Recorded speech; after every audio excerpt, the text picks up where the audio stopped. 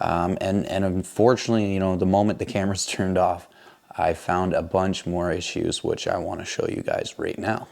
Bring my handy dandy light with me. So the rear has adapters. The front has been converted to a Volkswagen 5-bolt hub, which is pretty awesome. We've obviously got little spots of rust around that we need to address, but aren't major problems.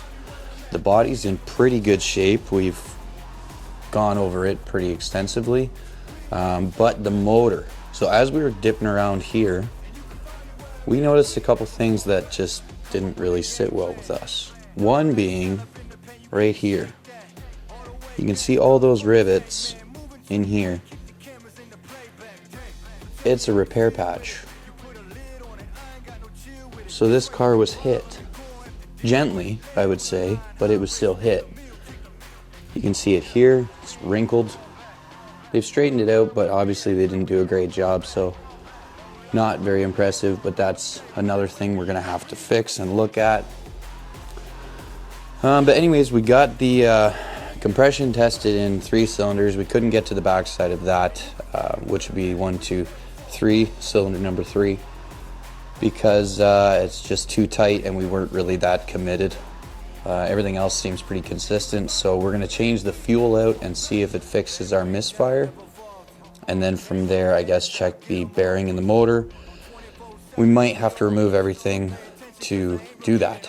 But as we remove the steps, the rocker panels, these guys, as we remove the steps, we noticed it just felt a little punky, felt a little hollow. So we took our trusty hammer and we were poking and poking and poking.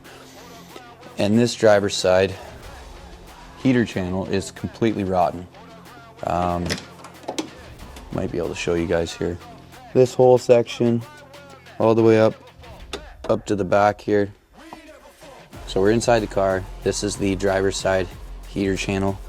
You can actually put a screwdriver, might be able to fit my finger through there.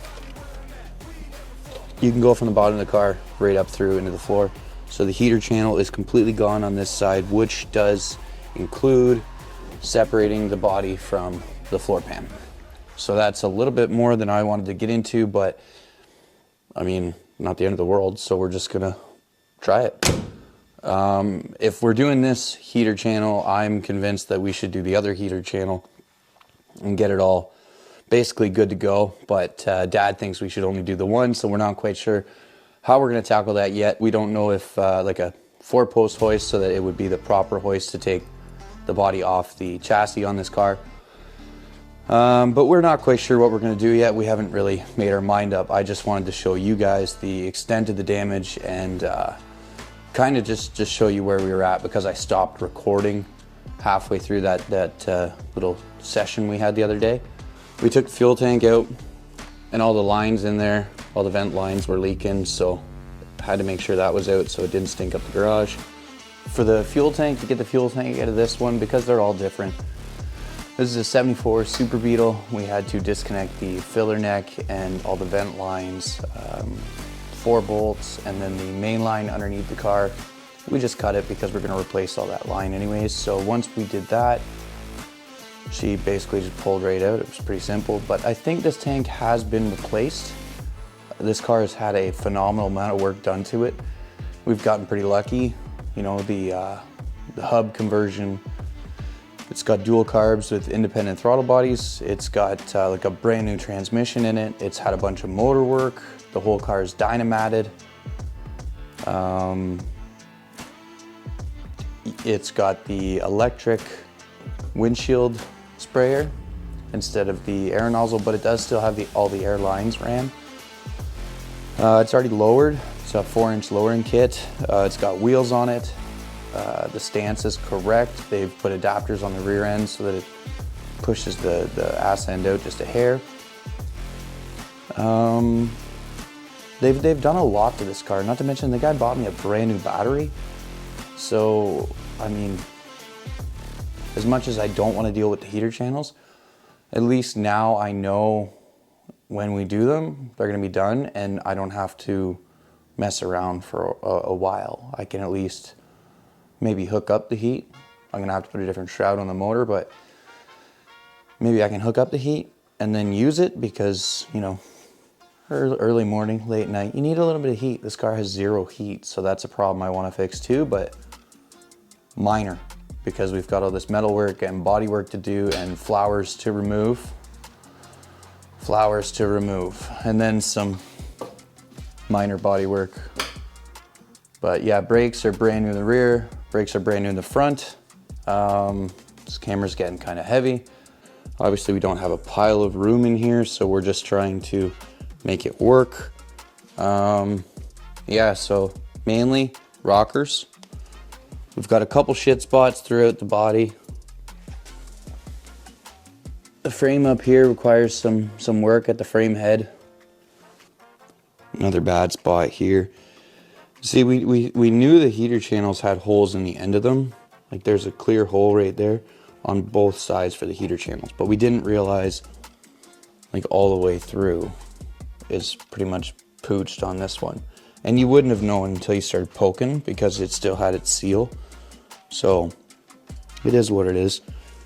I did reach out to a dry ice blasting place that could clean up the underside of this. I want to see how much it would cost to have this dry ice blasted, because the inside of the fender here, everything is nice and blue. Underneath, it's all nice and blue and painted, not scratched or anything. So like, why not try to restore that, and then we can coat it in like a paint or a clear coat or something tough, but it doesn't necessarily have to look silly. This car isn't going to be driven every day. This car is going to be a little bit cleaner and more or less like used as a toy for me. So this car is going to be babied from here on in and kept inside in my garage. Yeah. We've got that repair job right here for the accident that it looks like it was in. Just a little fender bender, I would say, because majority of the bends that are in this are symmetrical. So I would say it got hit right at the tail light and just buckled this side a hair, because everything looks pretty good other than that little wrinkle spot. So yeah, that's where we're at. We've got to figure out what we're going to do with the body and the floor. Obviously we're going to have to separate it or come up with some sort of magician work. That's kind of where it stands now, so we'll see over the next couple days what we come up with. But in the meantime, I'm going to pull the motor out of the 69 dune buggy and probably start getting my 69 underway, because I'm itching to do that one. So stay tuned, I'll see you in the next one.